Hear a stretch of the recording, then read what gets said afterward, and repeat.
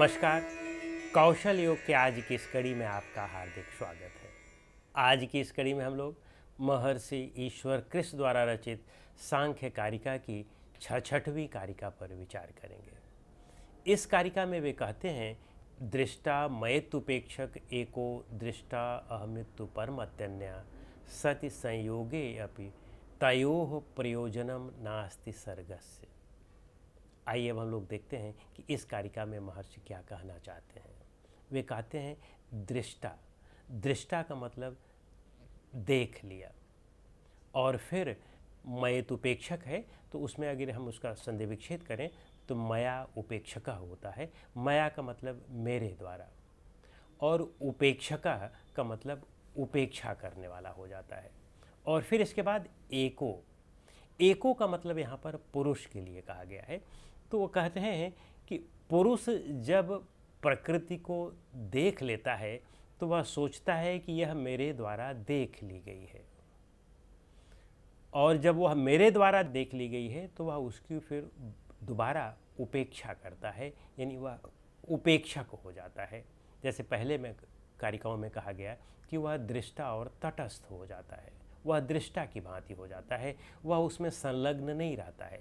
जब उसको ज्ञान हो गया, बुद्धि के एक भाव ज्ञान के द्वारा, जब वह प्रकृति को अच्छी तरह से उसने समझ लिया, तब वह कहते हैं कि फिर वह मेरे द्वारा जैसे देख ली गई है और मैं उसके प्रति उपेक्षा का भाव रखने लगता हूँ।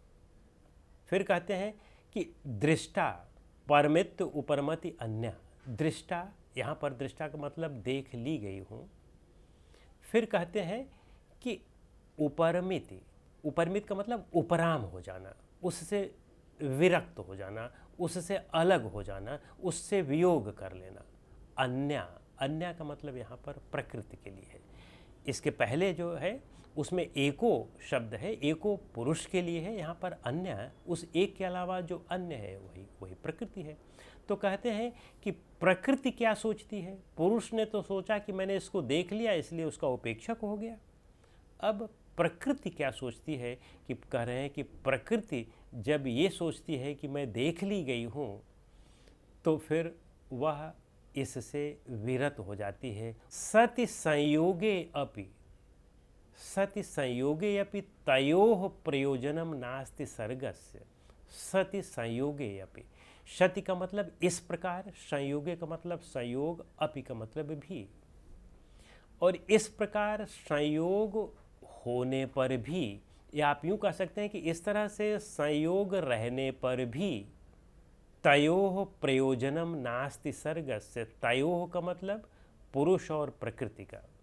तो कह रहे हैं कि इस प्रकार पुरुष और प्रकृति का संयोग रहने पर भी नास्ति सर्गस्य, अब नास्ति का मतलब नहीं रह जाता है, और प्रयोजन का मतलब प्रयोजन, प्रयोजनम नास्ति सर्गस्य, यानी अब प्रयोजन नहीं रह जाता है। किसका प्रयोजन नहीं रह जाता है? सर्ग का, सृष्टि का प्रयोजन नहीं रह जाता है।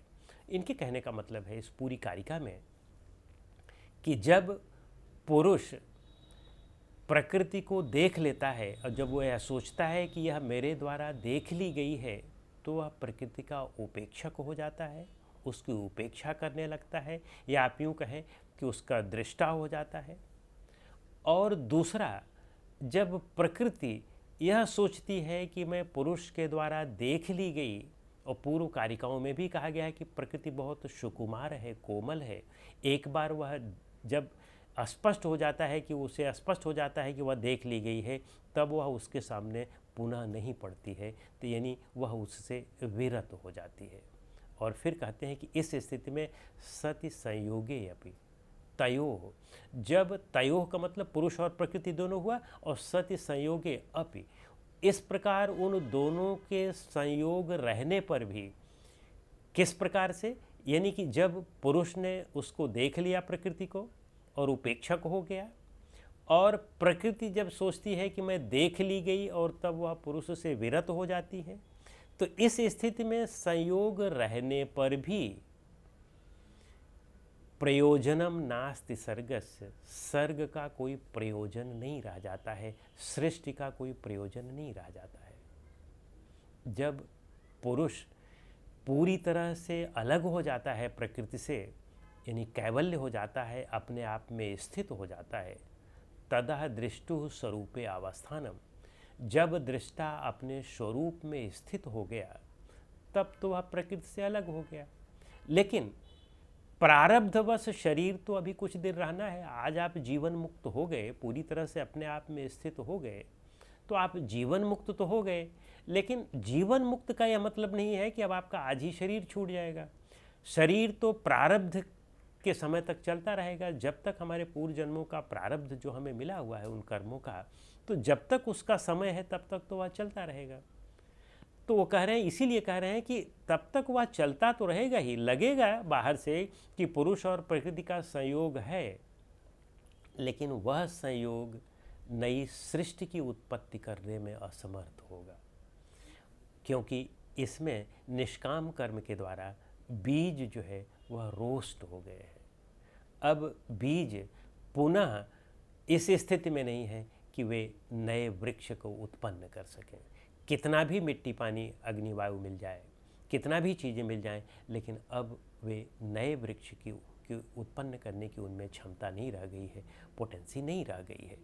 तो इनका ये कहने का मतलब है कि जीवन मुक्त की अवस्था में भी जब आपका शरीर रहता है तो उस स्थिति में आप केवल प्रकृति के उपेक्षक होते हैं, प्रकृति के दृष्टा होते हैं, और प्रकृति भी चूँकि अब वह समझ चुकी है कि आपने उसे देख लिया है, तो वह ऐसा कुछ कार्य नहीं करती है कि जिससे आप पुनः बंधन में आए।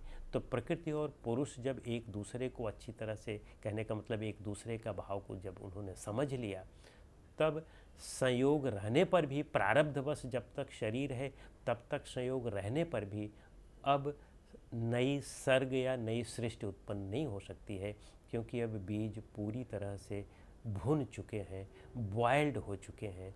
अब उनमें नए नए अंकुर करने की क्षमता नहीं रह गई है, उनकी पोटेंसी समाप्त हो गई है।